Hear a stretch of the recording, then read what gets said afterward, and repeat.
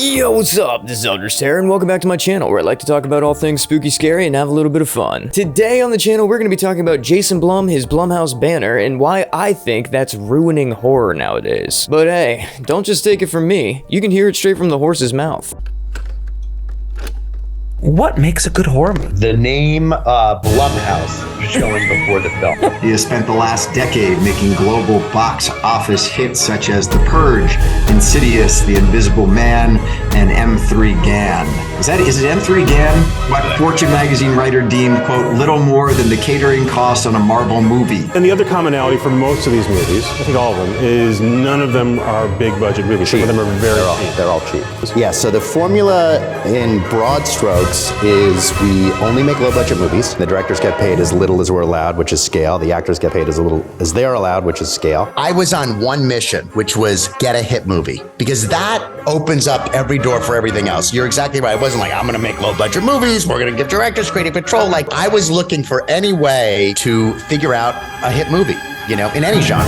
I knew what to do with success, which was to just keep making low budget horror movies. And that was kind of the birth of the company. You know, I'm very competitive. Quiet Place almost sent me to my grave. I wanted all the horror. I wanted the Conjuring and Quiet Place. I don't have enough. It's really hard to do scary. Really hard. Oh, wait, you thought that we were done? No, we're only just getting started here. This guy is such a piece of work. It's a found footage movie. Just the very notion that, oh my gosh, they found more footage is so absurd. The audience allowed us to take that, and we made 6 more movies behind it. And that's not because we're great risk takers, because what I'm talking about before, we're doing it for much less money than people would ordinarily do. As long as the economics are the same, which I believe that they will be, or even better, and we can keep trying to make different things, you know? When the beginning of Sinister, the first shot we shot on the beginning of Sinister is when the family is hanging from the tree. We had a terrible stunt person, and we hung the 4 people from the tree, but the stunt went wrong. We shut down the whole movie. So it's the 25%, cost. Now I don't spend a lot of time on set anymore, so I think worse things have happened on our movies. We have a very fair share, I would say, of the profits of the movie, given the fact most of the movies we put up 0 capital, and the studio puts up all the capital, both for the budget and the marketing. It's not sexy. I'm not in a sexy part of the business. I'm not living, our offices are in like Thai town.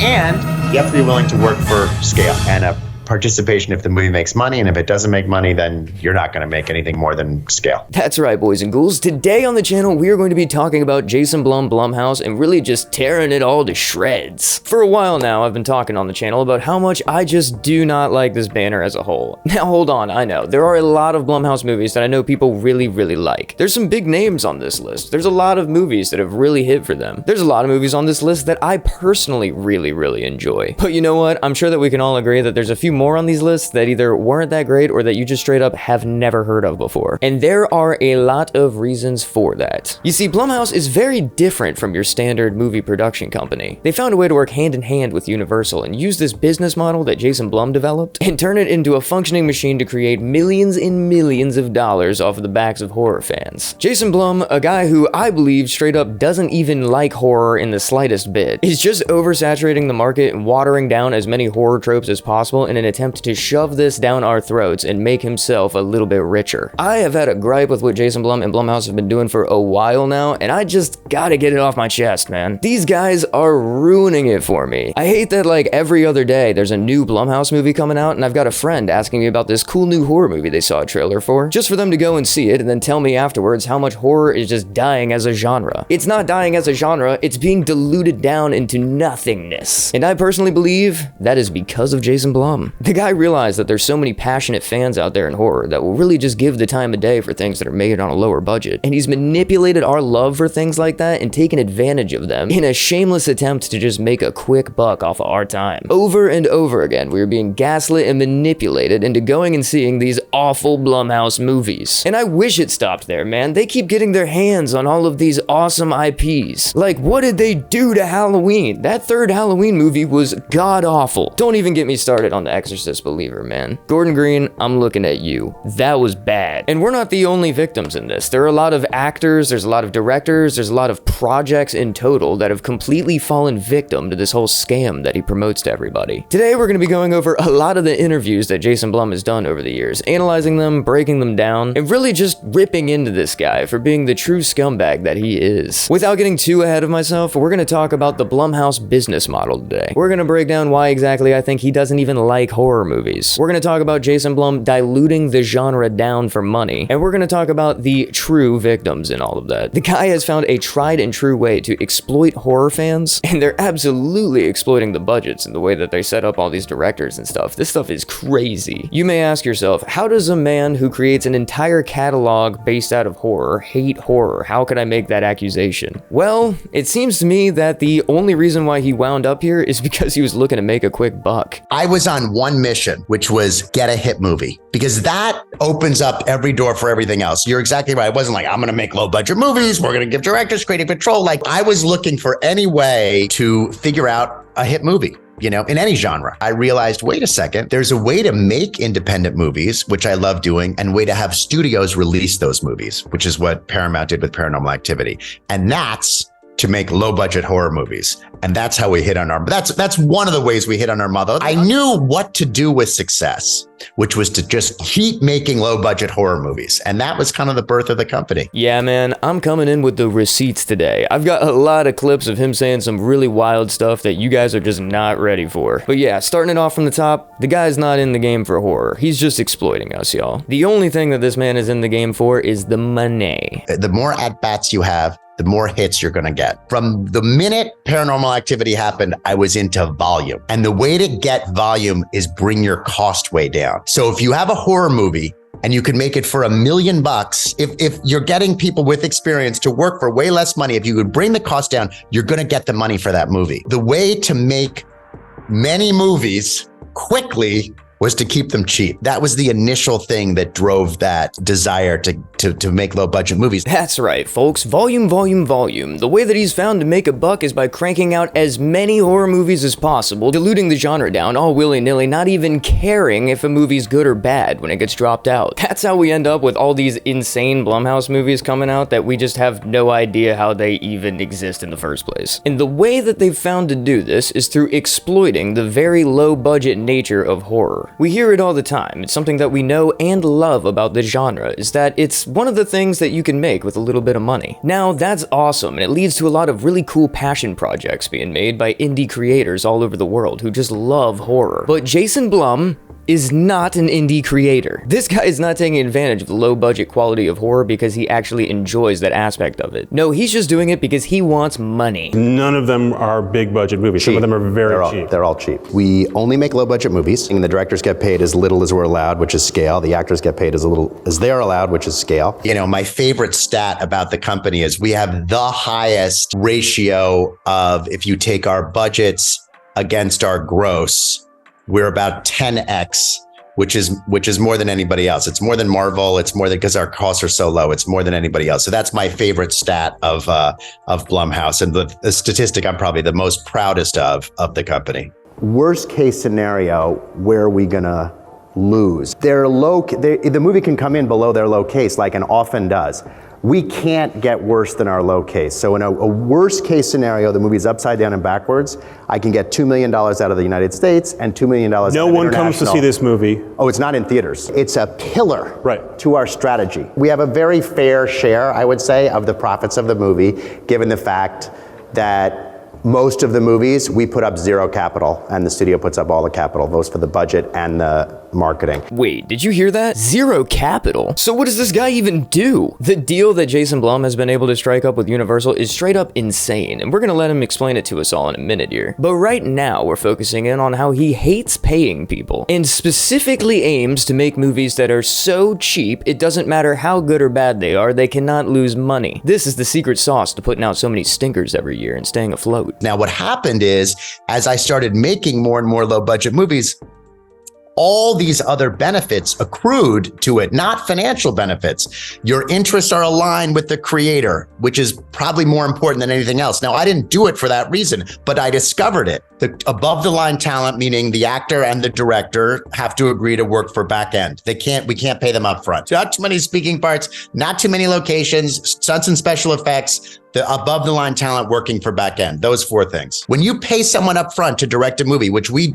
also do, it just the movie's never as good. It doesn't go so well. The process isn't as fun. It's not a good model. It's almost director proof. You make a movie, you screen it, we think we got a winner, we release it wide,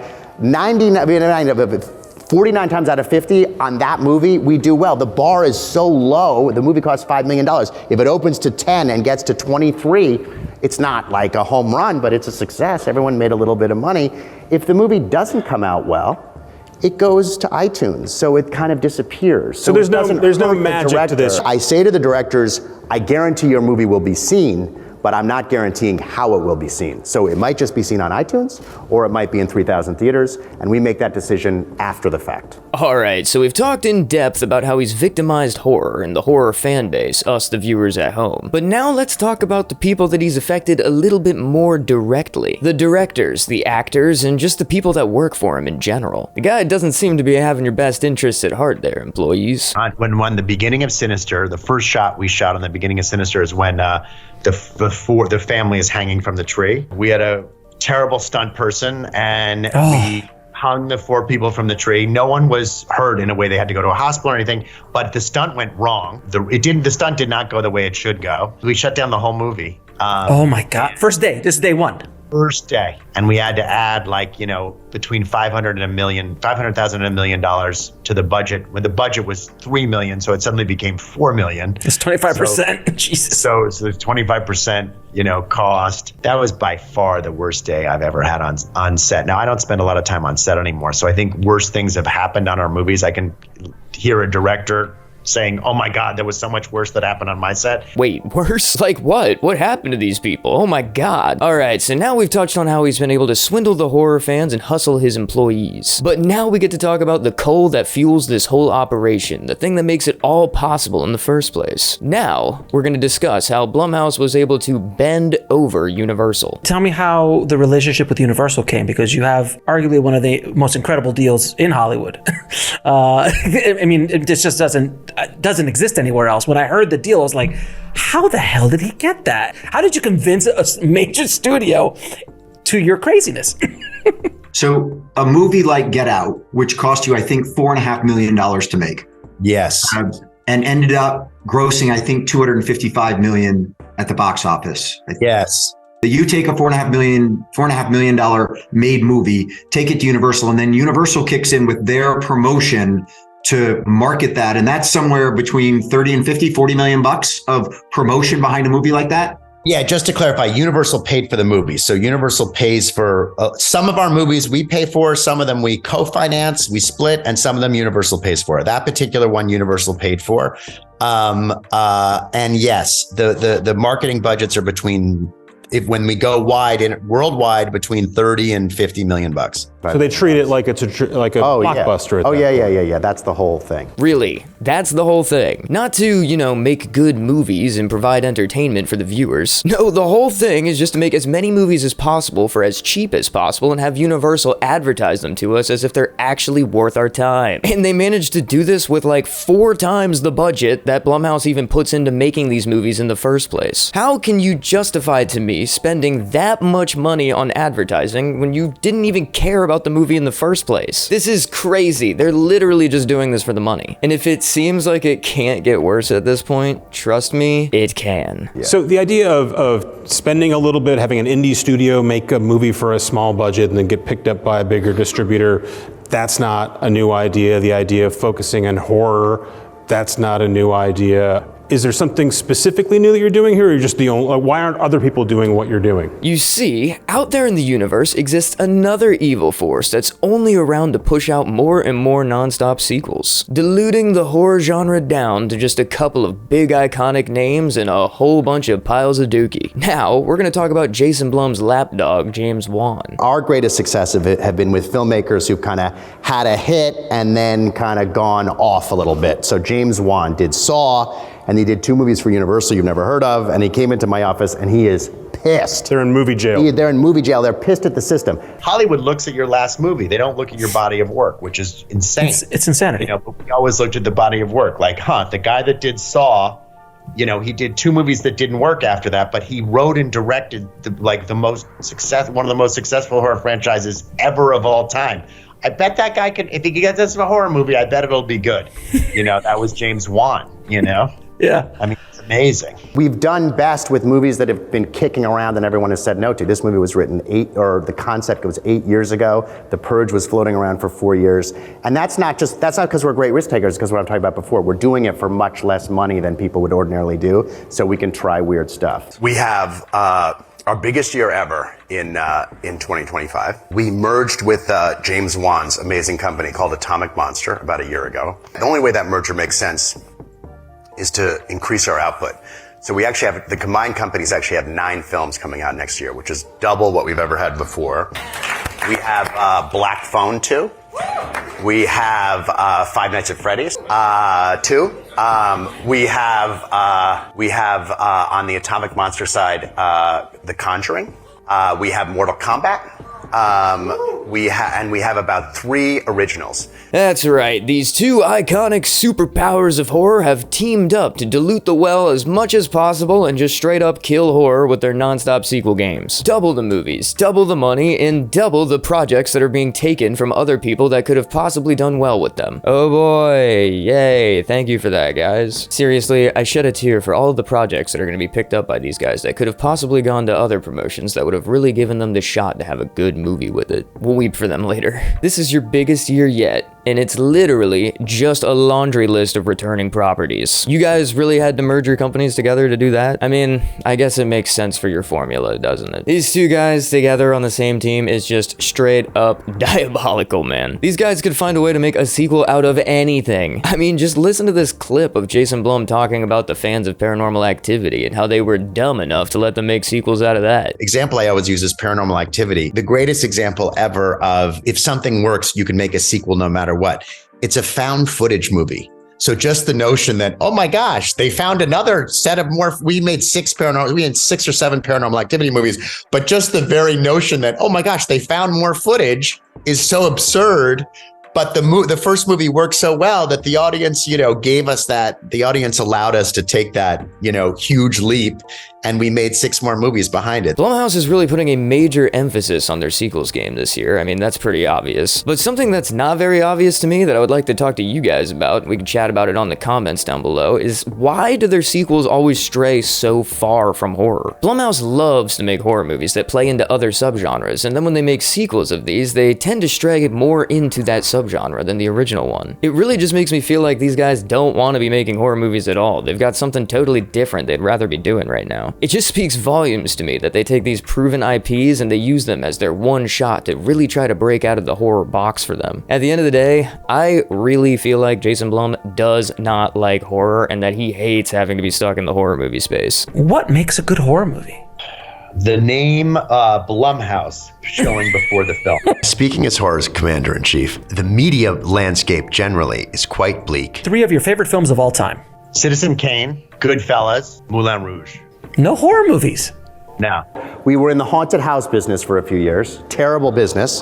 Don't go into it. Man, hearing him talk bad about Halloween Horror Nights just really stings, doesn't it? I mean, that's probably like the place that I enjoy his content the most. Halloween Horror Nights always has such a good way of turning their IPs into awesome haunted houses. Haunted houses that I tend to enjoy way more than the actual movies themselves. We gotta remember though, at the end of the day, this guy is only here to make a little bit of money off of exploiting the fact fact that horror is easy to make on a low budget. I'm really interested in what can you do on a very low budget that has mass appeal. And I think it's like a chess game of like, what can you do for a little bit of money that has broad appeal? Why does horror work as this genre? Horror work because you don't need names. You don't need movie stars. You need movie stars, I think, for comedy. For almost every other genre, you need movie stars. Horror, you just need a concept. So it's not a coincidence that Paranormal Activity is 10 grand and Blair Witch was 25 grand. People are being Absolutely inventive. not. No, and it's not a coincidence that low budget horror consistently works better than any other genre on a wide release platform, for sure. This guy truly would have made any other genre if he was able to do it cheap enough, or lazy enough for that matter. Just listen to this clip of him whining and crying about how he wishes so badly he could be making big superhero movies, but they're just out of his scope. Action, comic, all those require huge scope. Scope is expensive. Kids movies, animated movies, scope. Although we tried it with it. We tried Benji. Why is Benji a Blumhouse movie? Because it was a low cost. Most other genres are much higher cost. Action movie, comic book movie, all those movies are the audience when they're going to see a Marvel movie, they expect the world to blow up in different ways every time. So you can't do a Marvel movie cheap. You just can't. Yeah, I mean, it's pretty much all bad when it comes to this guy. Jason Blum and Blumhouse as a whole are just net negative for horror. Honestly, I think that the guy's net negative for movies in general. I don't even think he likes movies. Just check out this clip of him talking about going to the movie theaters and how he feels like it's not even an experience that's really worth it anymore. It makes no difference to me if we can monetize the movie, if they see it on their watch, on our screen, on their, I think it drives me bananas. I always have the argument with filmmakers. You think a traditional filmmaker still wants to have their movie show up? Every filmmaker. Because? God, it's insane. I have no idea. They don't go to the movies. You say, what's the last movie you saw in a theater? It's like, 4 years ago I went to go see. So why do you want your movie in a theater? But for horror, don't I need to see this in a theater to get the maximum? Yes, I mean, no, you don't jump out of my seatability. We are so beyond the time. We should have that as an option for them. But I would just, I'd be just as happy if you had it as an option at home too. As long as the economics are the same, which I believe that they will be, or even better, and we can keep trying to make different things, Man, as somebody who casually goes to the movies all the time and really loves it, this is disgusting to me. But how'd you guys feel about my video today? I know that we covered a lot here and that we had a lot of real hater energy going on today, so I apologize for that a little bit, but man, this is something that I just had to get off my chest. I personally cannot stand this guy, and I just needed to rant to you guys about it. But in an honest attempt to balance out the shockers here, why don't you guys hit those comments down below and let me know your favorite and least favorite Blumhouse movie. Let me know what you liked or did not like about them. Also, while you're down there in the comments, let me know how you felt about our video today. How do you feel about Jason Blum? How do you feel about the Blumhouse banner? And how do you feel about Atomic Monster, James Wan, and their merger? It's all pretty interesting to me. If you enjoyed the video today, be sure to like, comment, and subscribe for more content just like this. I'm still pretty new over here on YouTube, but I've got hours and hours of awesome horror content over on the channel for you guys to browse. Be sure to take a look through my catalog. You'll probably find some other things you like. And if you really enjoyed the video today, be sure to send it over to a friend you think might enjoy it too. I've been Eldritch Terror, and whether your day's been going good or bad today, I hope it gets better. You tried the cheap ass. We tried the cheap ass TV, yeah. It's the television production. I mean, there are a lot of reasons for it. Mostly, it's much healthier. When you say to a showrunner, "I'll let you do whatever you want and do it for $500,000 an episode," the showrunner will say, "I could do whatever I want for $2 million an episode, so I don't need you."